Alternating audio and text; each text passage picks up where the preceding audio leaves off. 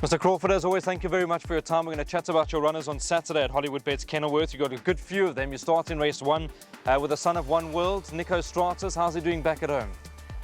No, he's been doing very well at home. He's been on the grass twice. His work has been decent. So, you know, it's never easy in the juvenile races. As long as he's not green, I think he'll put up a good show.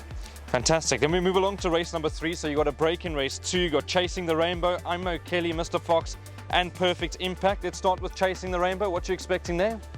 Look, he's a horse I think that's looking for further down the line, but he was very green on debut, hence the reason we opted to give him another run down the straight. So I think he will improve on his debut, but I think he's going to need to go a bit further.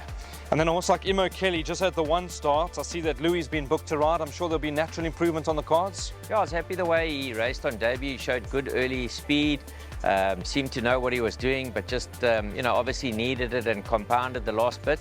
He's definitely come on at home from that, so I think he'll make further improvement, and he's probably a horse to consider for quartets. Talking about first-timers, Perfect Impact, number 14, the ride of Craig Zaki. What are you expecting from him? Very nice horse. Unfortunately, he had a setback early in his career to have a wind up. So, you know, he's been given the time to recover from that. He's been doing very well at home. I'm sure he'll probably just need the outing, but he's a horse to keep an eye on. And then Mr. Fox, back from gelding, drops back in trip. I'm sure this will bring him on from the effort as well. Yeah, look, I think he definitely needed to be gelded. His work at home's been a lot better since the gelding. He's a horse that we do think's got ability.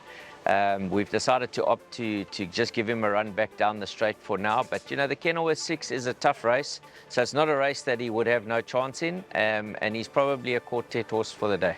Lovely. Race number 4, you've got 3 runners. Let's start with number 2, Bazonda. Gareth Wright gets the ride for you. Had the 2 starts. I see that was over 1,200 metres. You stick over 1,200 metres. Expecting a money chance? Yeah, look, I think, to be fair, Brendan, I think she's got to improve on her current form. You know, she's a filly that could maybe look to go around the turn after this. But on her current form, I would suggest we watch her run, and hopefully she shows improvement. You got another first-timer, number 8, Miss Macky. Richard Ferry gets the ride. How's this filly doing at home, Mr. Crawford? She's been doing well. I think she'll need the experience on debut. But she's a filly that will learn a lot and will improve. But I think for Saturday, she'll need the outing. And in the same race, number 11, Bittersweet, the ride of Louis Mkotwa. I know Alistair's always pointed out that we need to watch her closely. Yeah, look, a filly that, to be fair, her work at home's been a lot better than her race performance.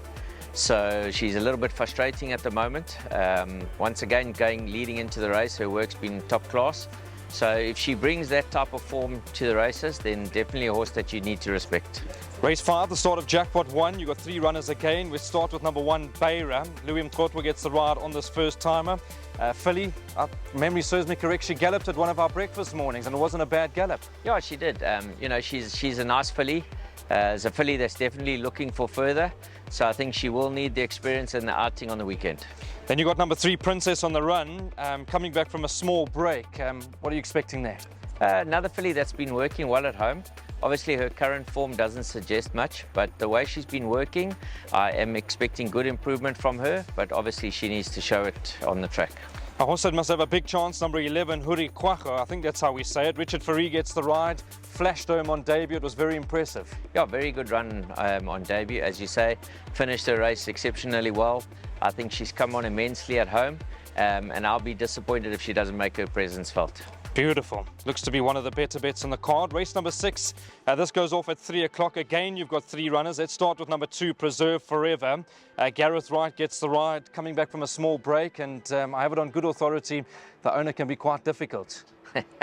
No, listen, she's been doing very well at home. She's a filly that's crying to go around the turn. I've been happy with the way she's working. Obviously, from a fair barrier draw, we can put her in the race. And I'm expecting her to run a decent race. Great. Then Tusk and Romance, number 8. What you see on paper is what you're going to get from her. She's very consistent. Yeah, listen, her last run was a bit disappointing, but to be fair, maybe she just needed to freshen up a bit. We've reverted back to 6 furlong because we seem to think that's her best trip. There's a possibility that we may put some cheek pieces on her on the weekend, so we'll make a decision in the next day or two. But you know, on her best form and on her work, a filly that has to be respected. And then 12 Strawberry Thief, the ride of Richard Fourie. I'm sure there'll be quite a bit of improvement from run 1 to run 2. Yeah, without a doubt. We're very soft on debut. Shown that she's improved at home. Whether she's improved enough to win, I think, you know, possibly need one more run, but definitely expecting an improved run from her on Saturday. Then we go to race 8, where you've got 2 runners, 2 horses that we know very well. Let's start with Solar Power. One of these days he'll also get it right. He probably just needs some sort of a help in ratings. Yeah, listen, you know, he's at his ceiling. As you say, you know, he's right up there in his ratings. He's a horse on his day that can be competitive. So he's never a horse that you can leave out. He's doing exceptionally well at home. He looks amazing. So yeah, you know, if the race goes accordingly, it wouldn't surprise me if he ran a good race. And then Willie John, has he got you stumped? I know that you've often said that he puts in some good work back at home. You know, Brandon, sometimes those horses just come and find you, and he's definitely one of those. So yeah, I've been really disappointed with him. I really thought 2 or 3 runs ago we were back on the right track, but anyway, we'll see if Pumi can bring the best out of him. Certainly a horse that has the ability when he wants to put his mind to it. So if you're playing wide, you know, he's probably the right horse to put in, because I think if you leave him out, he'll come find you. A horse that might find us is in race number 9, number 10, Lady Lookalike, back from a small break. There's something there with this individual. I know that she's been helped in the by the handicapper, drops in ratings. She could be a lively contender at a big price. I think that's her biggest asset. She's come down in the ratings, which is definitely going to help her. She looks really well. You know, Gareth's been happy with her work at home, said she's feeling really good. So I'm expecting her to run a decent race. And the last of your runners, you've got a coupling in race 10. Let's start with Aladdins Lamp. I'm sure, fair comment, you're just hoping for some improvement from him. Yeah, listen, you know, he stays well, but he's a horse that you have to ride hard, and, you know, he never gives much reprieve. You've got to be at him the whole way, but he does stay well. So obviously, you know, over that type of trip, he would have an outside chance, but as you say, he does need to improve on his current form. And Sudden Song, if things click, he could also certainly finish in the money. Yeah, look, obviously he needed that run back. He had a little break on the farm, so he's definitely a fitter horse now.